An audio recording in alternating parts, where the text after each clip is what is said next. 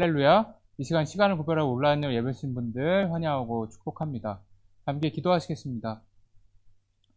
사랑과 은혜가 풍성하신 하나님 아버지 감사합니다. 오늘도 귀한 아침의 시간을 허락하여 주셔서 주님 앞에 예배드리게 하심을 감사드립니다.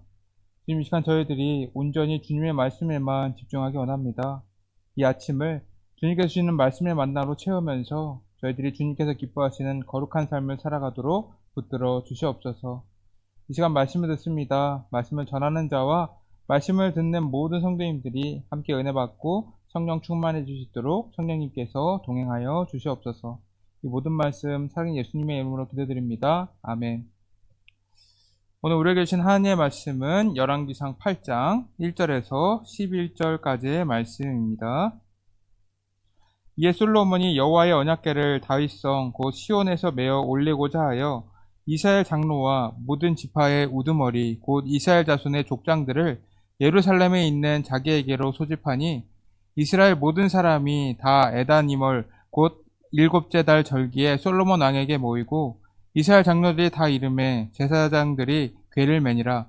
여호와의 궤와 성막과 성막 안에 모든 거룩한 기구들을 메고 올라가되 제사장과 레위 사람이 그것들을 메고 올라가매 솔로몬 왕과 그 앞에 모인 이스라엘 회중이 그와 함께 그 궤 앞에 있어 양과 소로 제사를 지냈으니 그 수가 많아 기록할 수도 없고 셀 수도 없었더라. 제사장들이 여호와의 언약궤를 그 처소로 메어 들었으니 곧 성전의 내소인 지성소 그룹들의 날개 아래라. 그룹들이 그 궤 처소 위에서 날개를 펴서 궤와 그 채를 덮었는데 채가 길므로 채 끝이 내소 앞 성소에서 보이나 밖에서는 보이지 아니하며 그 채는 오늘까지 그곳에 있으며 그 궤 안에는 두 돌판 외에 아무것도 없으니 이것은 이스라엘 자손이 애굽 땅에서 나온 후 여호와께서 저희와 언약을 맺으실 때에 모세가 호렙에서 그 안에 넣은 것이더라. 제사장이 성소에서 나올 때에 구름이 여호와의 성전에 가득하매 제사장이 그 구름으로 말미암아 능히 서서 섬기지 못하였으니 이는 여호와의 영광이 여호와의 성전에 가득함이었더라. 아멘. 옛날에 이러한 이야기가 있었다고 합니다. 어느 날 시골 마을을 지나던 왕이 날이 어두워지자 한 목동의 집에서 어쩔 수 없이 하룻밤을 묵게 되었습니다. 그런데 왕의 눈에 비친 목동의 모습은 자신의 신하들에게는 찾아볼 수 없는 욕심이 없고 성실하며 평온한 모습이었습니다. 이 젊은 목동의 그런 모습에 끌린 왕은 이 목동을 나라의 관리로 등용을 했습니다. 그는 관리로 등용된 후에도 청빙하고 정직한 생활을 해나갔어요. 그는 양떼를 잘 이끌었던 경험을 살려서 왕을 잘 보필하며 백성을 열심히 섬겨갔습니다. 왕은 마침내 그를 재상에까지 임명을 했습니다. 그러자 다른 신하들이 그를 시기에 질투하기 시작합니다. 일개 목동이 나라의 관리가 된 것도 모자라서 재상까지 오르고 더욱이 적당히 뇌물도 받았으면 좋으련만 모든 일을 공평하게 처리까지 하니 자신들의 처지가 곤란했던 것입니다. 신하들은 재상이 된 목동을 쫓아내기 위해 티끌 하나라도 모함할 것이 있는지 찾아보았습니다. 그러던 중 재상이 한 달에 한 번 자기가 살던 시골집에 다녀오는 것을 알게 되었어요. 신하들이 몰래 따라가 보니 창고에 이 커다란 항아리가 있었는데 그는 그곳에서 항아리 뚜껑을 열고 항아리 안을 들여다보는 것이었습니다. 신하들은 왕께 재상이 청렴한 척하면서 항아리 속에 몰래 금은 보화를 채우고 있다고 알렸습니다. 이 왕은 누구보다도 신임했던 그에게 무척 화가 나서 직접 사실을 밝혀내고자 신하들과 함께 재상의 시골집으로 찾아갔습니다. 왕은 모두가 보는 앞에서 이 항아리를 열어보게 되었어요. 그런데 이 항아리 속에 들어있던 것은 금은 보화가 아니라 재상이 목동 시절에 입었던 낡은 옷과 지팡이 뿐이었습니다. 즉 목동은 부와 권력을 손에 넣었음에도 이 마음의 중심을 잃지 않기 위해 낡은 옷과 지팡이를 간직했던 것입니다.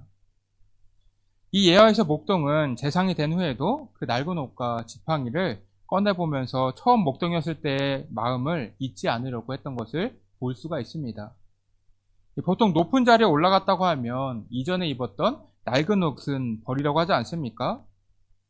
더 좋은 것들을 살 수 있는 능력이 생겼잖아요. 그럼에도 목동이 낡은 옷과 이 지팡이를 간직했던 것은 순수하게 양떼를 돌보던 그 마음을 기억하고 싶었던 것입니다.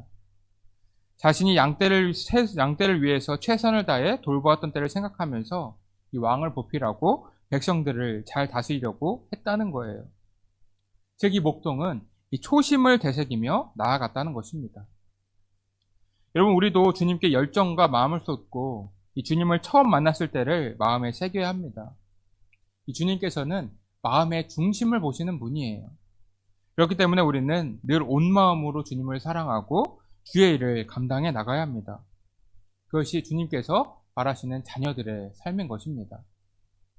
오늘 말씀을 보시게 되면 이 성전의 봉헌식이 진행되는 장면을 보실 수가 있습니다. 지금 솔로몬은 성전 건축을 완공하였습니다. 이 성전을 짓는데 7년이라는 시간이 걸렸어요. 여러분, 이 성전의 건축은 다윗이 염원하던 일이기도 했지만 이스라엘 백성들 또한 소망을 가졌던 일이에요. 그래서 성전이 완공이 되었을 때 그 감동은 이루 말하지 못했을 것입니다. 이스라엘 백성들은 광야 생활할 때 이 성막에서 하나님께 제사를 드리고 주님의 임재를 경험을 하였습니다. 이 성막은 이동식 장막이에요. 기본적으로는 천막으로 구성이 되어 있기 때문에 이 외관으로 봤을 때는 별 볼 일 없어 보이는 장막입니다. 하나님께서 임재하시는 장소라고 생각할 수 없는 장소였다는 것입니다. 그런데 그렇게 초라해 보이는 곳에서 주님께 나아가다가 이제는 성막보다도 4배나 크고 웅장한 성전이 지어졌습니다. 그 모습을 보고 이스라엘 백성들의 마음에는 기쁨과 감사, 감동의 마음이 있었을 것입니다. 그래서 이스라엘 백성들은 성전 봉헌식을 기뻐하며 찬송을 했습니다. 자, 1절입니다. 이에 솔로몬이 여호와의 언약궤를 다윗성 곧 시온에서 메어 올리고자 하여 이스라엘 장로와 모든 지파의 우두머리 곧 이스라엘 자손의 족장들을 예루살렘에 있는 자기에게로 소집하니, 이렇게 기록되어 있습니다. 이 말씀을 보시게 되면 언약궤가 등장하는 것을 보실 수가 있어요. 이 언약궤는 지금 임시 장소인 다윗성에 있었어요. 이제 성전이 완공이 되었으니 언약궤를 성전으로 운반했다는 것입니다. 이때 이스라엘 민족의 모든 지도자들을 소집하였습니다. 2절 보시면 이스라엘 모든 백성이 다 모여 있다고 기록되어 있지 않습니까? 근데 사실상 모든 이스라엘 백성들이 한 자리에 모일 수가 없습니다. 그럴 만한 장소가 존재하지 않아요. 즉, 모든 백성들이 모여 있었다는 것이 아니라 12지파의 대표들이 모인 것을 이 모든 백성이 모인 것 같다고 성경 기장은 생각했던 것입니다. 자, 3절 4절입니다. 이스라엘 장로들이 다 이름에 제사장들이 궤를 매니라.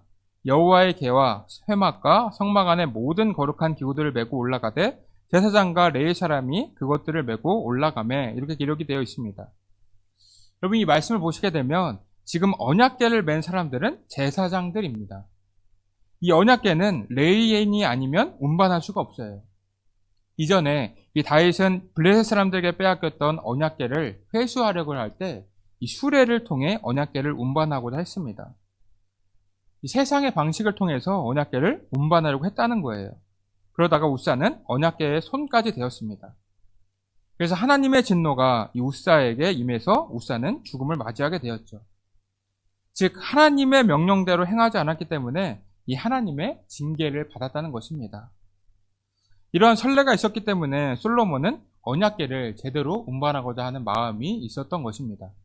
그래서 솔로몬은 제사장들에게 언약궤를 매게 하였어요. 여러분, 본래 이 어깨에 매는 일은 레위인 중에서도 고앗 자손이 맡아서 진행을 했습니다. 근데 지금은 그들보다도 상위 직책을 맡은 제사장들이 언약궤를 메고 움직이고 있어요. 즉, 솔로몬은 이 하나님께 드릴 성전 봉헌식을 더욱 비중 있고 경건하게 진행하고자 했다는 것을 알 수가 있습니다. 자, 9절입니다. 그 궤 안에는 두 돌판 외에 아무것도 없으니 이것은 이스라엘 자손이 애굽 땅에서 나온 후 여호와께서 저희와 언약을 맺으실 때에 모세가 호렙에서 그 안에 넣은 것이더라. 이 말씀을 보시게 되면 이 언약궤는 두 돌판만 남아있는 것을 볼 수가 있습니다. 원래 이 언약궤 안에는 두 돌판과 더불어서 만나를 넣은 항아리와 아론의 쌍난 지팡이가 같이 들어있어야 합니다. 그런데 이 만나 항아리와 아론의 쌍난 지팡이는 없어지고 두 돌판만 남아있는 것을 보실 수가 있어요. 지금 이스라엘 상을 보게 되면 시간이 많이 지나지 않았습니까? 모세 때부터 다윗 시대에 이르기까지 거의 500년 가까이의 시간이 흘렀어요. 그 시간 동안 굉장히 많은 일도 있었습니다. 사무엘상을 보시게 되면 언약궤가 블레셋 민족에게 빼앗겼던 적이 있지 않습니까? 그래서 성경학자들은 이 블레셋 지역으로 이동을 했을 때 아론의 쌍난 지팡이와 이 만나 항아리를 유실했다고 추측하고 있습니다. 어떠한 일이 발생해서 유실이 됐는지는 정확하게 알 수는 없습니다. 그렇지만 아직 이 언약궤 안에는 두 돌판이 남아 있어요. 이 두 돌판이 의미하는 것은 무엇일까요? 바로 하나님의 말씀입니다. 즉 하나님의 말씀대로 살아가야 함을 의미하는 것입니다. 여러분, 이 언약궤에 있는 두 돌판은 두 번째로 만들어진 돌판이에요. 이 첫 번째 돌판은 모세가 이스라엘 백성들이 이 금송아지 우상을 섬기는 것을 보고서 화가 나서 던져 깨뜨렸습니다. 그래서 하나님께서는 모세에게 다시 올라와서 돌판을 받으라고 명령을 하셨어요. 즉 하나님의 말씀대로 살아가지 않고 불순종을 해야 했기 때문에 첫 돌판이 깨지게 되었습니다. 이 모세 또한 흥분을 해서 하나님께서 주신 돌판을 집어 던졌죠. 여러분, 하나님께서는 모세에게 십계명 돌판을 깨라고 명령하신 적이 없어요. 그냥 모세가 분노를 참지 못하고 깨트린 것입니다. 그래서 하나님께서는 모세에게 다시 돌을 처음과 같이 다듬으라고 말씀하셨습니다. 이 사람의 죄와 잘못은 모두 사람이 다시 감당하게 만드신 거예요. 이 본래라고 하면 우상을 숭배한 이스라엘 백성들이나 하나님께서 만드신 이 돌판을 자신의 기분대로 깨뜨린 모세나 이 하나님 앞에 죄를 범하였습니다. 자신의 잘못에 따른 징계를 받아야 했다는 거예요. 그러나 하나님께서는 이들을 모두 용서해 주셨어요. 이것이 하나님의 은혜와 사랑입니다. 여러분, 이 언약궤를 덮고 있는 뚜껑을 속죄소라고 하는데 이 말은 원어로 덮는다, 용서하다는 뜻을 가진 카파르에서 유래가 되었습니다. 이것을 쉽게 풀이하면 죄를 덮어서 보이지 않게 함으로써 용서해 주신다는 뜻입니다. 그래서 속죄소는 인간의 죄를 덮어주시는 하나님의 은혜의 자리인 것입니다. 언약궤는 이러한 하나님의 은혜를 기억하라고 주신 것이에요. 지금 언약궤가 지성소로 들어가지 않습니까? 솔로몬과 이스라엘 백성들은 언약궤를 보면서 하나님의 은혜와 사랑을 다시 한번 마음에 새기고자 했을 것입니다. 그때 그 자리에 하나님께서 임재를 하셨죠. 자, 10절 11절입니다. 제사장이 성소에서 나올 때에 구름이 여호와의 성전에 가득하매 제사장이 그 구름으로 말미암아 능히 서서 섬기지 못하였으니 이는 여호와의 영광이 여호와의 성전에 가득함이었더라. 이렇게 기록되어 있습니다. 여러분, 이 말씀을 보시면 이전에 이스라엘 백성들이 이 성막에 봉헌식을 했을 때와 굉장히 유사합니다. 출애굽기 40장 34절을 보시면 구름이 회막에 덮이고 여호와의 영광이 성막에 충만하며 이렇게 기록되어 있습니다. 이 성전과 성막의 봉헌식을 거행할 때 똑같은 일이 일어났어요. 여호와의 영광이 충만했다고 기록되어 있습니다. 여러분, 성경에서 이 구름은 하나님의 임재의 상징이에요. 이스라엘 백성들이 출애굽했을 당시에도 하나님께서는 낮에는 구름 기둥, 밤에는 불끈이 등으로 그들을 인도하셨습니다. 그리고 구름을 통하여서 이스라엘 백성들이 전진하고 멈춰야 함을 알려주셨어요. 출애굽기 40장을 보시게 되면 이스라엘 백성들이 구름이 성막에 떠올랐을 때는 행진을 하였고 구름이 떠오르지 않았을 때에는 나아가지 않았습니다. 즉 이스라엘이 가고 서는 것을 하나님의 뜻대로 정했다는 거예요. 이것이 우리의 삶이 되어야 합니다. 여러분, 성전 봉헌식은 단순히 한 번의 행사로 끝나는 것이 아닙니다. 지금 하나님께 진실되게 나아갔던 마음을 기억하고 다짐하면서 주님께서 말씀하신 대로 나아가야 한다는 것입니다. 이 봉헌식을 통해 우리에게 주신 메시지는 굉장히 간단해요. 지금 주님께 드린 마음을 잊지 말라는 거예요. 여러분, 대부분 우리는 초심을 잃을 때가 많습니다. 처음 직장생활 할 때나 처음 신앙생활을 시작할 때 기대에 부풀면서 열정을 쏟고자 하는 마음이 있지 않았습니까? 처음에는 굉장히 열심히 직장생활, 신앙생활 하죠. 그런데 시간이 지날수록 그 열정이 옅어지게 됩니다. 일을 잘하는 요령은 많이 터득했을지는 몰라도 이 열정을 잃어버리는 경우가 많이 생기게 되죠.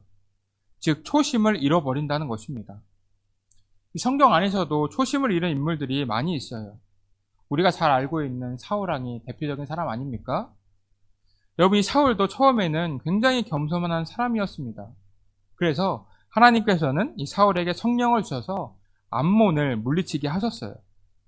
그런데 시간이 지나면서 사울은 교만해졌습니다. 하나님께서 뜻하신 대로 살아가지 않고 자신의 생각에 옳은 대로 판단하고 행동을 했어요. 사울은 블레셋과의 전쟁 중에 사무엘에 도착하기 전에 스스로 번제를 드렸고, 하나님께서 아멜렉을 진멸하는 명령을 내리셨을 때 그는 좋은 짐승들을 살려주었습니다. 즉, 하나님께서 말씀하신 대로 행하지 않고 자신의 마음대로 행동을 했다는 것입니다. 그래서 하나님께서는 사울에게서 성령을 거두셨어요. 즉, 사울이 초심을 잃어버렸고 교만해졌기 때문에 그를 버리셨다는 것입니다. 우리 또한 마찬가지예요. 우리가 처음 주님을 만났을 때의 감동과 기쁨을 늘 마음에 새기면서 늘 주님께 나아가는 일에 최선을 다해야 한다는 것입니다. 그 초심을 잃어버리게 된다면 우리 또한 주님께서 원하시는 믿음 생활을 할 수가 없을지도 모릅니다.